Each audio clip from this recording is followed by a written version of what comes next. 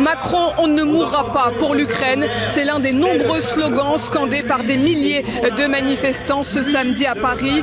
À l'appel du patron des Patriotes, tous tirent la sonnette d'alarme et dénoncent des propos extrêmement graves du président de la République vis-à-vis de la Russie.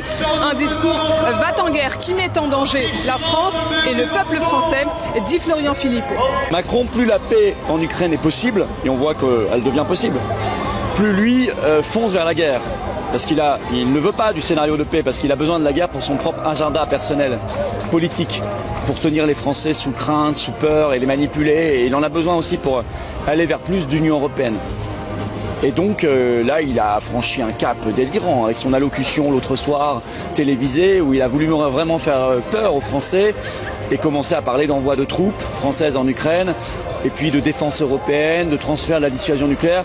On a franchi un cap dans la folie, dans le danger, et ça doit, tous les Français attachés à la paix, ça doit vraiment nous interpeller, parce que l'heure est grave et il faut vraiment se lever là, il faut vraiment se lever. En fait, Macron est en train de déconsidérer complètement le pays, il est en train de nous faire passer pour un État voyou, où nous en sommes, avec Macron et avec ce mythe dangereux de la solution européenne, toujours la solution par l'Europe. Ça nous amène concrètement à ça. Alors vous savez, on nous a dit pendant des décennies, l'Europe c'est la paix. Excusez-moi, hein, là, tout le monde est en train de comprendre que l'Europe, c'est la guerre. Et c'est pour ça qu'il faut quitter l'Union européenne. Partager la dissuasion nucléaire française avec d'autres pays européens, c'est non pour les manifestants qui se trouvent derrière moi. Utiliser l'épargne des Français pour financer la guerre, c'est non. Mourir sur le front pour l'Ukraine, c'est encore non. Tous appellent à la destitution d'Emmanuel Macron, qui ne semble plus apte mentalement, d'après eux, à exercer la plus haute fonction de l'État. Tout ça, c'est de la foutaise à un moment donné. Que Emmanuel Macron a une diplomatie d'enfant de maternelle, et qu'à un moment donné, il n'a absolument aucune idée de ce qu'il fait, et ça ne l'intéresse pas. Et pour preuve, il a supprimé le corps des diplomates. Il l'a supprimé. Nous avons affaire à un enfant capricieux. Pourquoi est-ce qu'Emmanuel Macron prend la parole en ce moment pour être un chef de guerre, alors que la paix est en train d'être dessinée? La paix, c'est toujours fragile.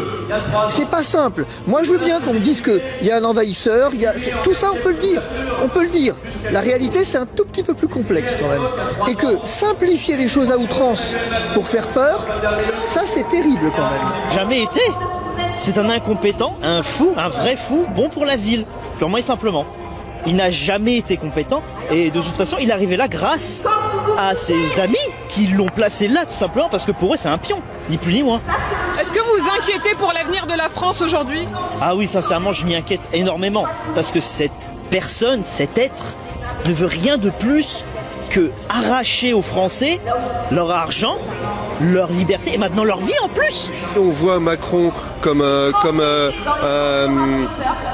valet au service d'une oligarchie. En fait, il fait très bien son travail, et donc il donne une réponse appropriée aux volontés mondialistes.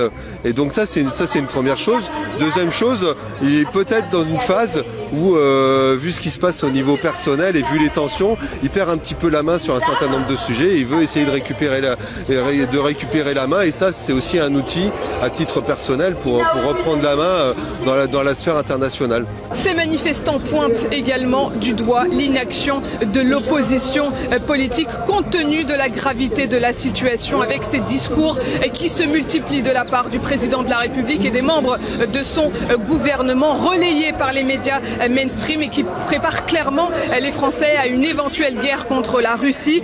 Ces manifestants déplorent aussi que leur avis ne soit pas directement pris en compte via un référendum. Quoi qu'il en soit, ils annoncent qu'ils continueront à manifester tant que la situation l'exigera. Ils appellent l'ensemble des Français à rejoindre ce mouvement parce que, disent-ils, il en va de l'avenir de la France.